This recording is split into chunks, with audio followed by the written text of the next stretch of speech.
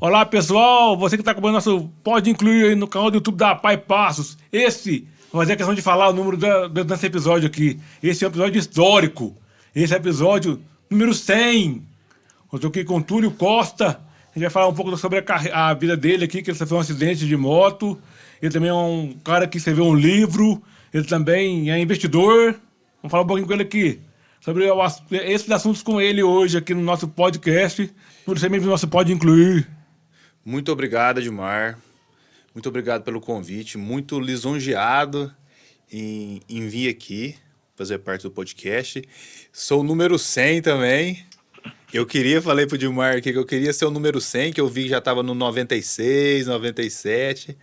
Então, muito honrado em estar aqui. Muito obrigado.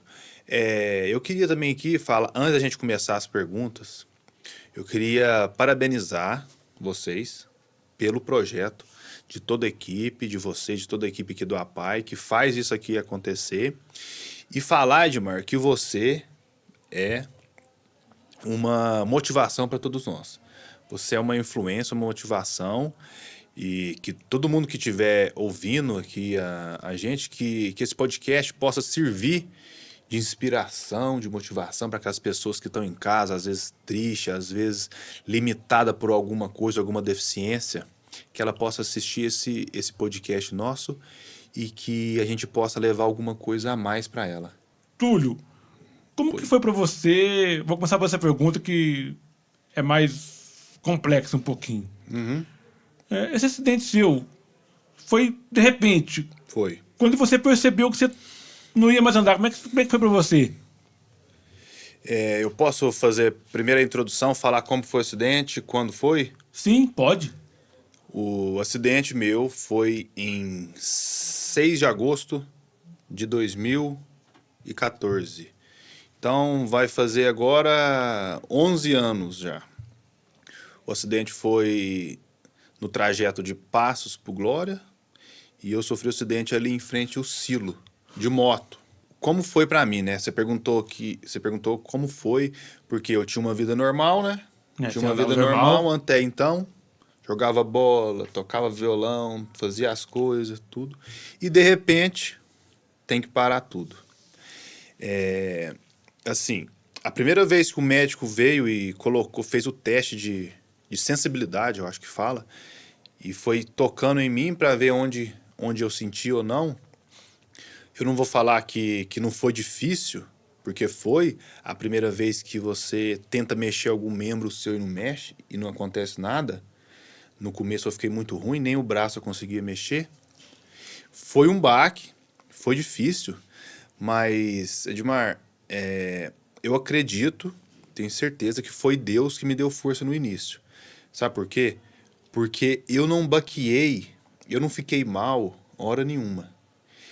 De imediato eu entendi que eu tava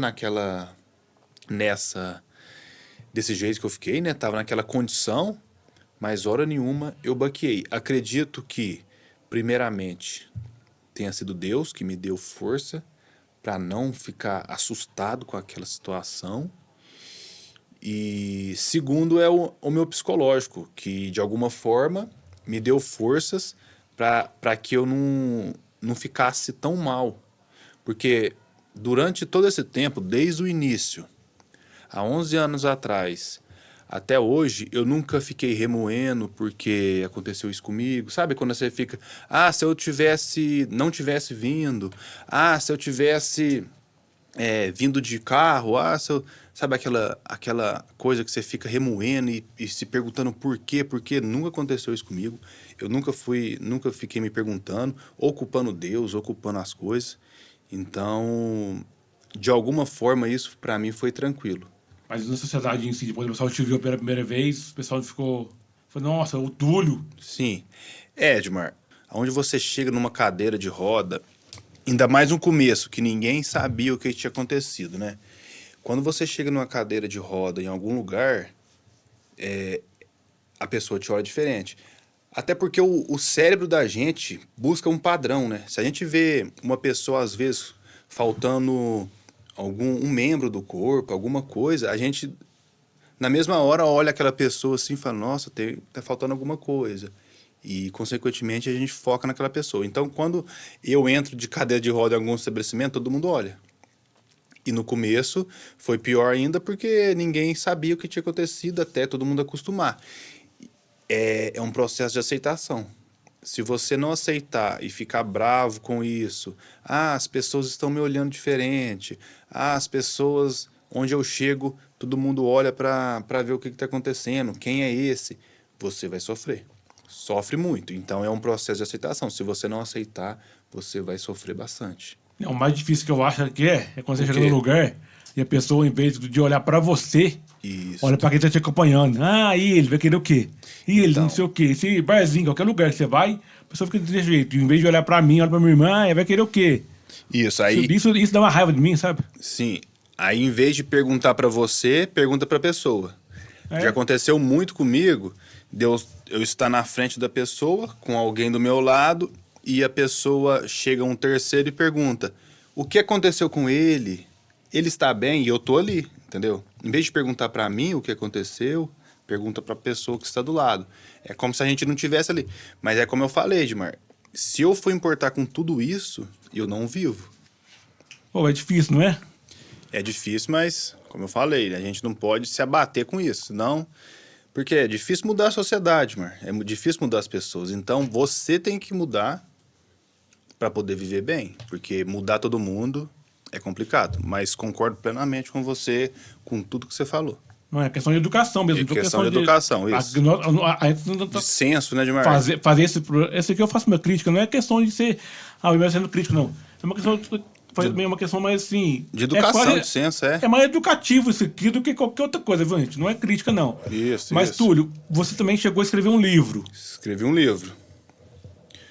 Todo mundo pensa que esse livro que eu escrevi é sobre mim, uma biografia, né? Que fala. Biografia sobre o seu... Uma biografia. Mas foi não sobre é. o seu acidente? Foi sobre o quê? Não é uma biografia. Esse livro é um romance barra ficção. Então é uma história normal. É a história de um... É assim, é que não tem como a gente escrever alguma coisa, Marlon, escrever um livro sem colocar um pouco da gente lá. Então tem traços meus lá, porque faz parte da minha vivência. Mas de onde saiu a vontade de escrever esse livro? A vontade de escrever esse livro foi o seguinte: depois que eu sofri o acidente, eu fiquei muito debilitado. Eu fiquei 3 meses, eu acho que 3 meses, com as pessoas dando comida na minha boca, escovando o meu dente, me dando banho. Então no começo foi difícil. Depois de 3 meses, depois, sei lá, 9 meses depois, 1 ano depois, eu já conseguia voltar para a sociedade, mercado de trabalho, isso aí. Só que durante esse tempo, eu ficava muito sozinho em casa.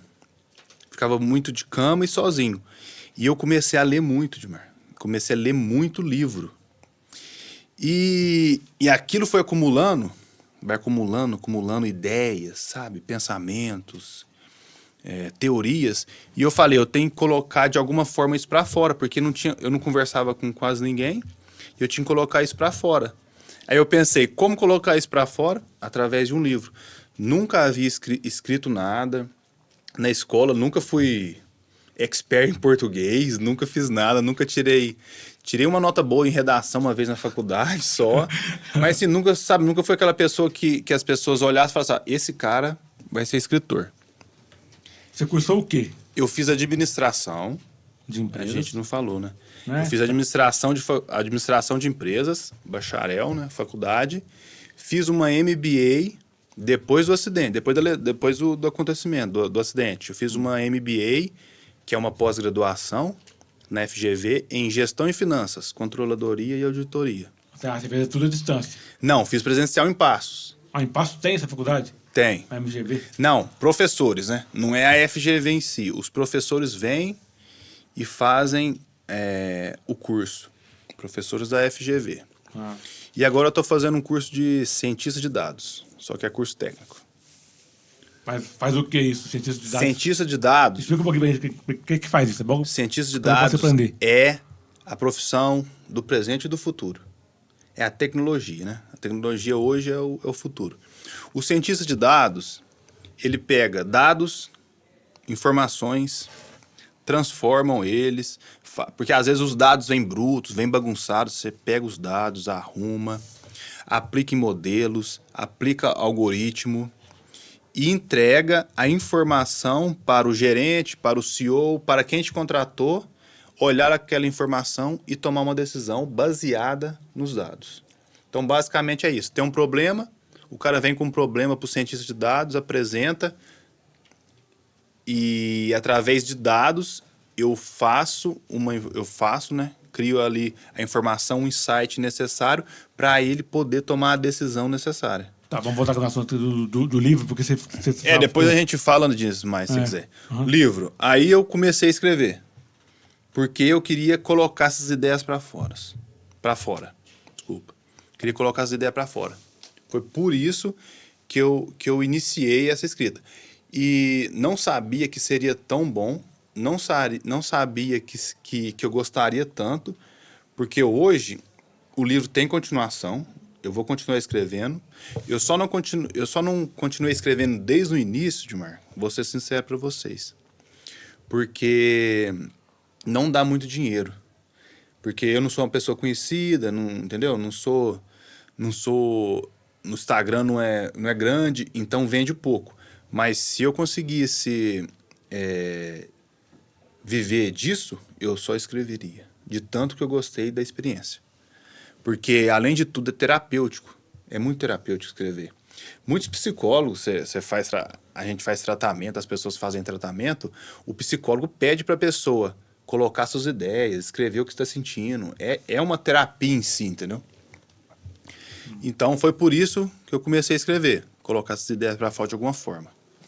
E o que é o livro? O livro é uma história de um garoto de 17 anos, 18, saindo da faculdade, aquelas dúvidas na cabeça, vou fazer faculdade de quê? O que eu vou seguir? Qual vai ser o meu futuro? Só que esse menino sempre culpou culpou tudo e a todos pelo seu fracasso, porque ele nunca foi uma pessoa popular, as coisas sempre deram errado na vida dele, e ele culpava todo mundo por isso. Em vez de tomar responsabilidade para ele, não, ele culpava a todos. Só que isso foi mudando durante o tempo.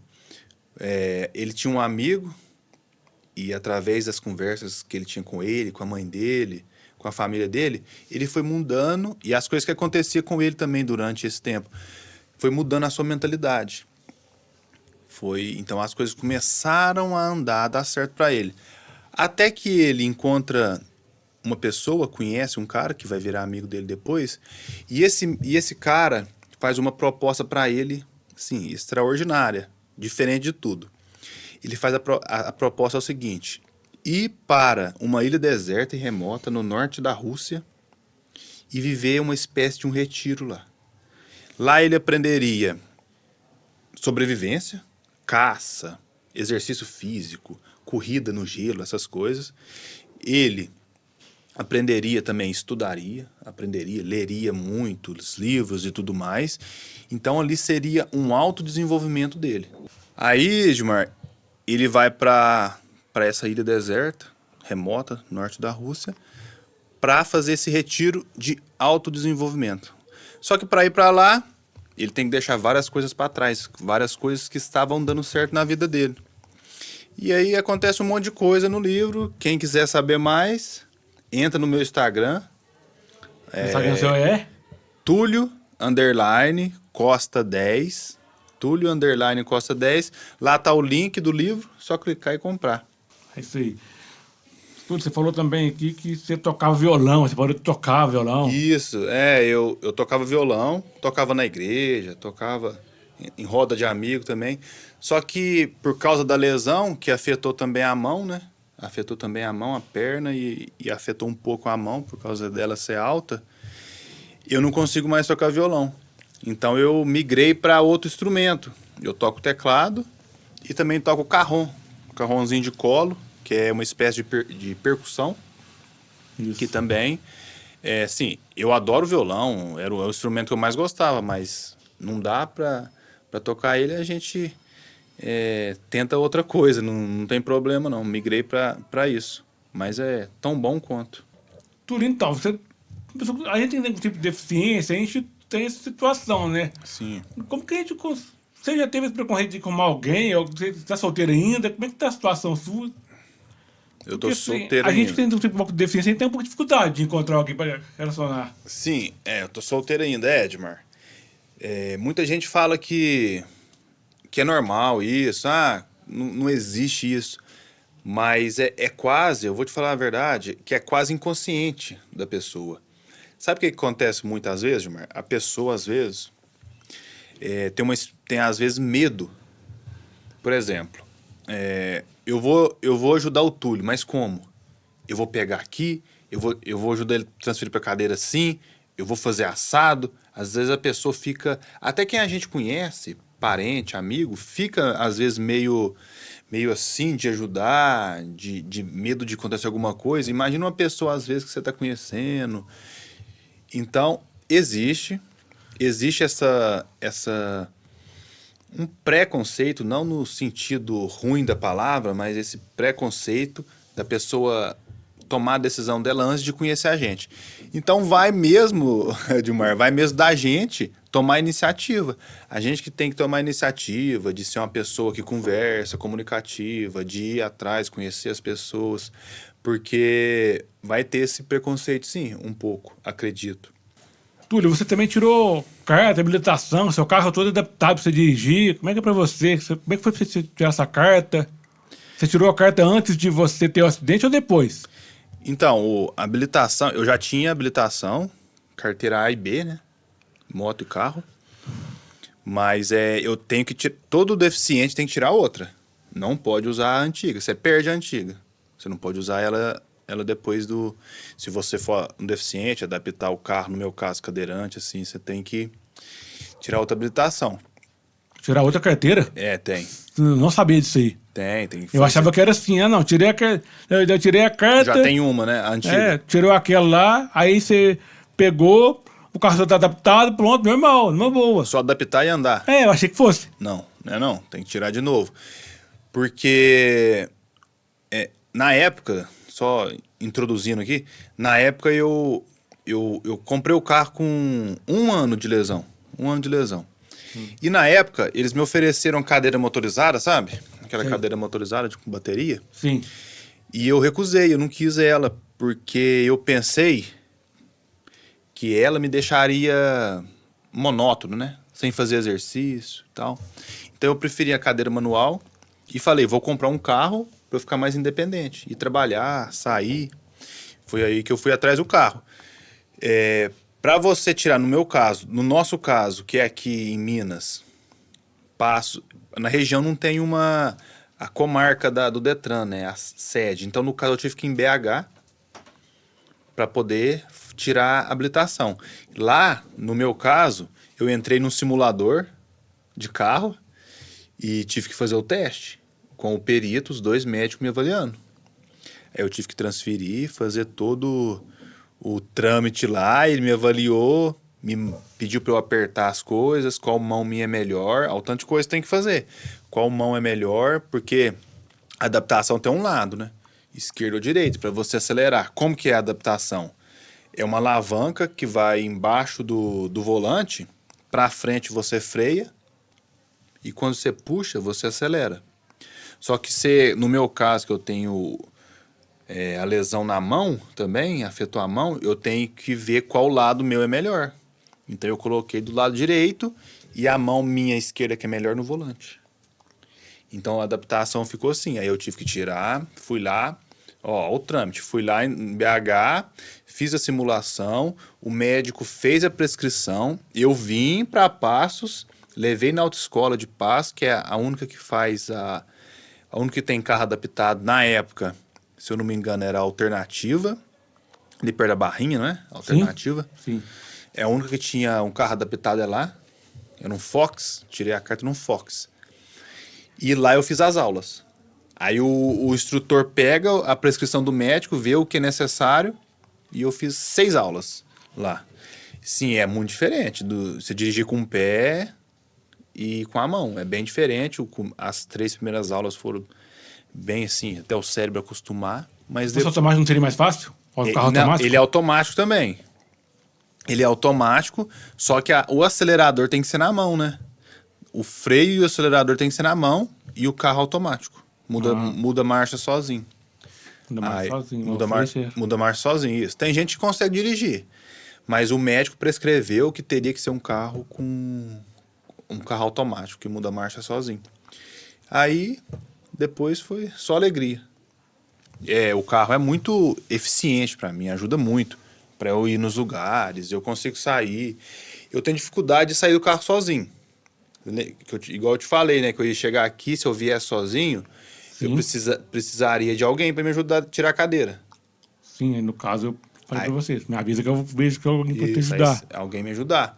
Mas eu tô treinando tirar ela sozinho também, mas é bem difícil. Mas de resto é ótimo para locomoção, para independência da gente. Tem algo que eu não te perguntei que você queria falar, que a gente, no seu acidente ainda, de alguma coisa ainda que você queira... Acho que é legal a gente falar do tratamento, né, que eu fiz. Sim, vamos falar um pouco sobre ele. Pode ser? Pode ser. Porque eu vim embora agora, né? Você mandou mensagem para mim falando para vir aqui no podcast. Você lembra que eu falei que eu estava morando em São Paulo e não poderia vir? Sim. Foi por causa do tratamento. Eu fiquei 2 anos lá, fazendo esse tratamento. Como foi para você lá esse momento de ficar lá em São Paulo 2 anos? Dilmar, como a lesão medular não é uma doença, né? Mas é um tipo de lesão, um tipo de limitação. Existem poucos profissionais que entendem dela. Então, aqui na região, eu não consegui achar ninguém para fazer o tratamento, fazer as coisas. Só lá em São Paulo, depois de muito custo, de muita procura, eu achei essa clínica.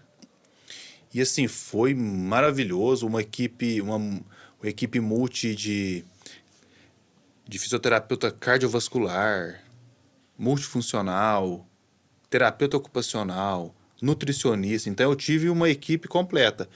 Eu aprendi muito.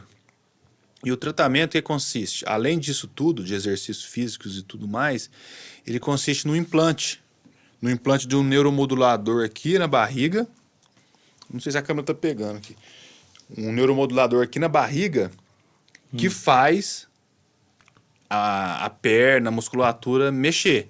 E é através desse controle aqui, ó.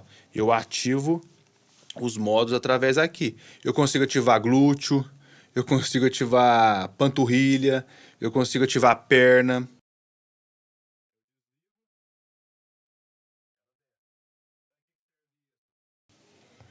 Mas o tratamento consiste nisso.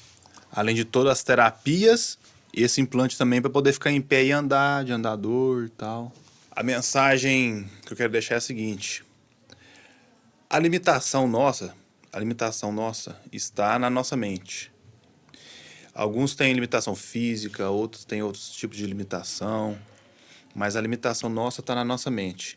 Então você que está em casa, que está assistindo esse podcast nosso aqui, olhe isso com olhos diferentes, que isso sirva de inspiração, de motivação. O Edmar, a gente corre atrás dos nossos sonhos, dos nossos objetivos, né, Edmar?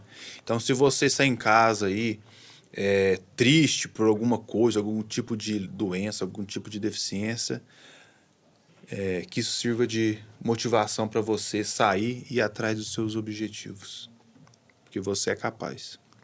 Pessoal, então aqui a gente vai encerrar aqui esse podcast. Obrigado pela sua participação aqui hoje com a gente. Eu que agradeço, Edmar. Muito obrigado pelo convite. Muito honrado de estar aqui. E ser o episódio 100, lembrando, hein? Episódio 100, marcante. Então esse foi o nosso Pode Incluir de hoje, que a gente conversou com o Túlio Costa. Se inscreve no nosso canal aí, deixa o nosso seu like também aí. E siga também através do nosso Spotify.